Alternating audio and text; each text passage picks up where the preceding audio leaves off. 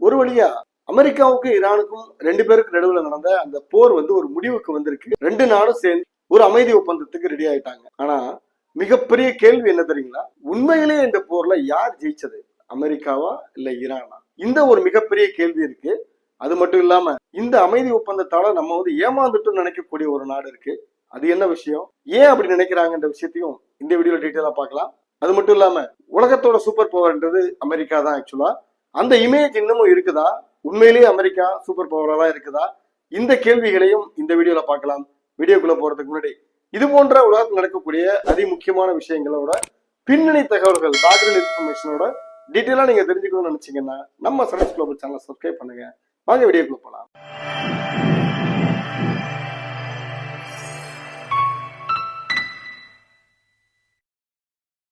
வணக்கம் நண்பர்களே.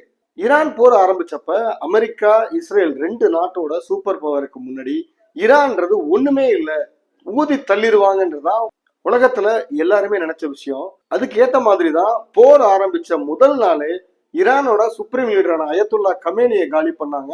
அமெரிக்காவோட பிளைட் ஈரானுக்குள்ள நுழைஞ்சு பங்கர் பஸ்டர் பாம் சொல்லக்கூடிய ஒரு பாம்பை போட்டு ஈரானோட அட்டாமிக் சென்டர் இருக்கு பாத்தீங்களா, அதையே வந்து மிகப்பெரிய டேமேஜ் பண்ணாங்க. ஈரானோட போர்ப்படை தளபதிகள் முக்கியமானவர்களை அடுத்திருந்து காலி பண்ணாங்க. சோ இப்படி அமெரிக்காவோட கை வந்து ஒங்கிக்கிட்டே வரும்போது உண்மையிலேயே ஈரான் வந்து எத்தனை நாள் தாக்கு பிடிக்கும்ன்றது எல்லாருக்குமே சந்தேகமா இருந்தது. அமெரிக்கன் பிரசிடென்ட் டொனால்டு ட்ரம்ப் என்ன சொன்னாருன்னு கேட்டீங்கன்னா, ஈரான் நாட்டுல நாங்க வந்து மிகப்பெரிய ஒரு ஆட்சி மாற்றத்தை ஏற்படுத்த போறோம், ஈரானை நாங்க வந்து கைப்பற்றிடுவோன்றதா அமெரிக்கன் பிரசிடென்ட் டொனால்டு ட்ரம்ப்போட பேச்சா இருந்துச்சு. ஆனா அதுக்கப்புறம் நடந்த சம்பவங்கள்லாம் பாத்தீங்கன்னா ரொம்ப ரொம்ப வீக்கா இருக்கிறாங்கன்னு நினைச்ச ஈரான் அதுக்கப்புறம் கொடுத்த பதிலடியை பாக்குறப்போ உலகமே வந்து ஆச்சரியப்பட்டுதாங்க போச்சு. போரோட ஆரம்பத்துல அமெரிக்கா, இஸ்ரேல் இவங்களோட பலத்துக்கு முன்னாடி ஈரான்ன்றது ஒண்ணுமே இல்லை, உண்மையை சொல்ல போனா. ஏன்னா உலகத்தோட மிகப்பெரிய உளவு அமைப்பான சிஏஏ இருக்குது ஒரு பக்கம் இஸ்ரேலோட மொசாட் இருக்கு. ரெண்டு பேரும் சேர்ந்து அமெரிக்கான்ற ஒரு சூப்பர் பவர் இருக்கு. சோ இவ்வளவு எல்லாம் சேர்ந்தா அவங்களோட பலத்துக்கு முன்னாடி ஈரான்ன்றது ஒரு கொசு மாதிரி தான் நினைச்சாங்க. ஆனா நடந்த சம்பவம் என்ன தெரியுங்களா? ஈரான் வந்து அமெரிக்காவை நேரடியா வந்து அட்டாக் பண்ண முடியாது. ஏன்னா அமெரிக்காவுக்கும் ஈரானுக்கு இடையே இருக்கிற தூரம் வந்து ரொம்ப ரொம்ப அதிகம். அதே நேரத்துல ஈரான் என்ன பண்ணாங்கன்னு கேட்டீங்கன்னா, இஸ்ரேலை திருப்பி அடிச்சாங்க. அங்க இருக்கிற அரப் கண்ட்ரிஸையும் திருப்பி அடிக்க ஆரம்பிச்சாங்க. இந்த அளவுக்கு வலிமையா திருப்பி அடிப்பாங்கன்றத அமெரிக்காவே கூட எதிர்பார்க்கல. இதுக்கு அடுத்து ஈரான் செஞ்சதுதான் உண்மையிலேயே உலகத்தையே வந்து உழுக்க ஆரம்பிச்சது. கன்வென்ஷனல் வார்ல, அதாவது அமெரிக்காவை பதிலுக்கு பதில் நம்ம வந்து அட்டாக் பண்ணி ஜெயிக்கிறது ரொம்ப ரொம்ப கஷ்டம் அப்படின்றத புரிஞ்சுக்கிட்ட ஈரான் என்ன பண்ணாங்கன்னு கேட்டீங்கன்னா, ஸ்ட்ரெயிட் ஆஃப் ஹார்மஸ் ஒரு மிகப்பெரிய ஒரு விஷயத்த கையில எடுத்தாங்க.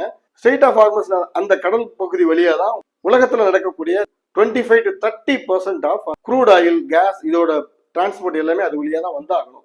அந்த வழியை வந்து அவங்க வந்து பிளாக் பண்ண ஆரம்பிச்சாங்க. ஸோ இது என்ன ஆச்சுன்னு கேட்டீங்கன்னா, இதனால உலகம் முழுக்க பெட்ரோல், டீசல், கேஸோட பிரைஸ் வந்து கர்நாபுரம் ஏற ஆரம்பிச்சது. ஒட்டுமொத்த உலகத்தோட எக்கானமி வந்து பெரிய அளவுல பாதிக்க ஆரம்பிச்சது. இந்த பிரஷர் அமெரிக்காவுக்கு மிகப்பெரிய அளவுல இருந்துச்சு. ஈரான் வந்து அவங்க வந்து பதிலுக்கு பதில் அட்டாக் பண்ணதால ஏற்பட்ட இழப்பை விட அமெரிக்காவுக்கு இந்த பொருளாதார வழின்றது மிகப்பெரிய ஒரு இழப்பா இருந்தது. ஈரான் என்ன பண்ணாங்கன்னு கேட்டீங்கன்னா, அவங்களோட ட்ரோன்ஸ் மூலமா யூஸ் பண்ணி அட்டாக் பண்ணாங்க. அதாவது ரொம்ப ரொம்ப விலை கம்மியா இருக்கிற ட்ரோன்ஸ் மூலமா ஈரான் இஸ்ரேலையும் பக்கத்துல இருக்கக்கூடிய அவங்களோட அமெரிக்காவுக்கு யாரெல்லாம் வந்து மிலிட்டரி பேஸ் கொடுத்துருக்காங்களோ அந்த நாட்டு அரபு கண்ட்ரிஸை அட்டாக் பண்ண ஆரம்பிச்சாங்க. 1 லட்சம் ரூபாய் செலவுல ஈரான் விட்ட ட்ரோன்ஸ் அட்டாக் பண்றதுக்கு, அந்த ட்ரோன்களை அழிக்கிறதுக்கு அமெரிக்கா பல மில்லியன் கணக்கான டாலர் செலவு பண்ணி ஏவுகணை விட்டு அழிச்சிட்டு இருந்தாங்க. ஸோ இது வந்து அமெரிக்காவோட எக்கானமியை மிகப்பெரிய அளவில் பாதிக்க ஆரம்பிச்சது. ஸோ ஈரானோட பிளான் என்னன்னு கேட்டீங்கன்னா, அமெரிக்காவை கூட நேருக்கு நேர் சண்டை போட்டு ஜெயிக்கிறது கஷ்டம். ஏன்னா ஈரானை விட அமெரிக்காவோட மிலிட்டரி வந்து ரொம்ப ரொம்ப ஸ்ட்ராங்கான மிலிட்டரி. ஸோ அதனால அவங்க நேருக்கு நேர் அட்டாக் பண்ணி ஜெயிக்கிறது கஷ்டம். ஆனால் ஈரான் வந்து இந்த போர்ல ஜெயிக்கிறாங்களோ இல்லையோ, தோக்காம இருந்தாலே போதும், அமெரிக்கா வந்து அதிகமான அளவுல செலவு பண்றாங்க. அது மட்டும் இல்லாம இந்த ஹார்மோஸ் ஸ்ட்ரெய்ட்டையும் பிளாக் பண்ணிட்டதுனால உலகம் முழுக்க பெட்ரோல், டீசல், கேஸோட விலை வந்து அதிகமா இருக்கிறதுனால அமெரிக்காவுக்கு அதுவே ஒரு மிகப்பெரிய ஒரு பிரஷரை உருவாக்கும் நம்பினாங்க. அதுதான் கடைசியில நடந்துச்சு. அது மட்டும் இல்லாம அமெரிக்கால உள்நாட்டிலேயே வந்து மிகப்பெரிய பிரஷர் வர ஆரம்பிச்சது. இந்த போரை நிறுத்துங்கன்னு சொல்லி அமெரிக்கன் பிரசிடென்ட் டொனால்டு ட்ரம்ப்புக்கு ஏகப்பட்ட பிரஷரை கொடுத்தாங்க. ஆக்சுவலா ஈரான் வந்து வீக்கா இருக்கிறாங்க, அமெரிக்கா ஸ்ட்ராங்கா இருக்கிறாங்க. யார் வந்து சமாதானத்துக்கு போவாங்கன்னு நினைக்கிறீங்க? வீக்கா இருக்க நாடு சமாதானத்தை கேட்குமா, இல்ல பவர்ஃபுல்லா இருக்க நாடு சமாதானத்தை கேட்குமா? ஃபார் எக்ஸாம்பிள், ஒரு 2 பேர் சண்டை போடுறாங்க. ஒரு பலசாலியும் ஒரு வீக்கான ஆளு சண்டை போடுறாங்கன்னா, உண்மையிலேயே பலசாலி தானே ஜெயிக்க போறாரு, சண்டையை நிறுத்திக்கலாம் சமாதானம் சொல்லி யார் சொல்லுவா? பலசாலி சொல்லுவாரா இல்ல வீக்கா இருக்கிறது சொல்லுவாரா? வீக்கா இருக்கிறது தானே சொல்லுவாரு. அதுபடி பாக்குறப்போ ஈரான் தான் வந்து சமாதானத்துக்கு முன்னாடி வந்திருக்கணும். ஆனா உண்மையிலேயே சமாதானத்துக்கு கூப்பிட்டது யார் தெரியுங்களா? அமெரிக்கா. அவ்வளவு பலசாலியா இருக்கிற அமெரிக்கா ஈரான் முன்னாடி உண்மையை சொல்ல போனா வேற வழியே இல்லாம எப்படியாவது சமாதான ஒப்பந்தத்தை போட்டுறணும்ன்ற ஒரு மிகப்பெரிய ஒரு குறிக்கோள்ல இருந்தாங்க.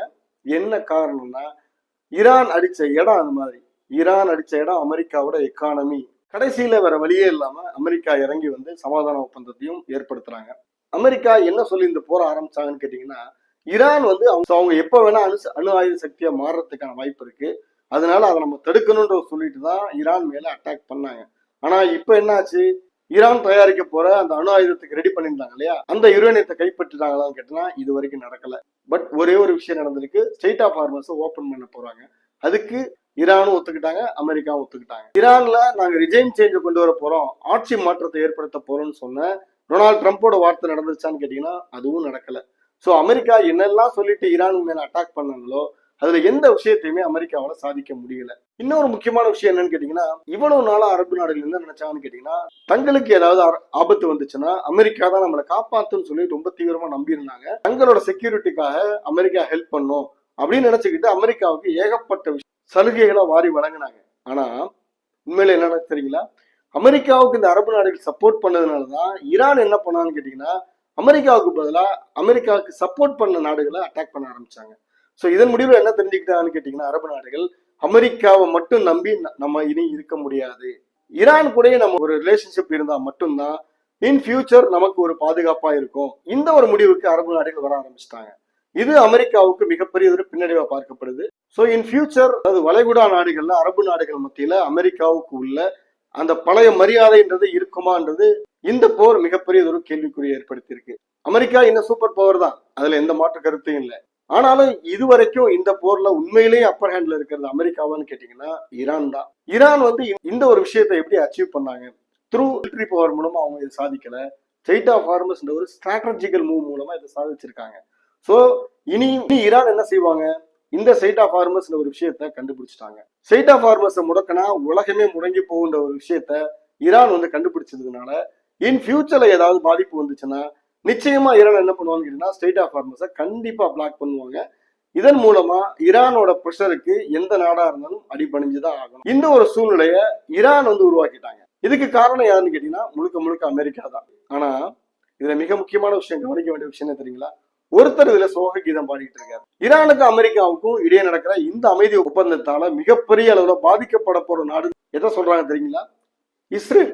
என்ன காரணம்னா இஸ்ரேல் நினைச்சது என்னன்னு கேட்டீங்கன்னா, இந்த ஒரு சாக்க வச்சு இந்த போர்ல ஈரானை வந்து ஒட்டுமொத்தமா அழிச்சிடணும். ஈரானோட பிராக்சி குரூப் இருக்காங்க பாத்தீங்களா, ஹமாஸ், அதுக்கப்புறம் ஹிஸ்புல்லா, இந்த குரூப்பையும் இந்த டெரர் குரூப்பையும் நம்ம வந்து அழிச்சிட்டோம்னா கல்ஃப் ஏரியால ஒரு பவர்ஃபுல்லா இருக்கலாம்ன்றதுதான் இஸ்ரேலோட திட்டமா இருந்தது.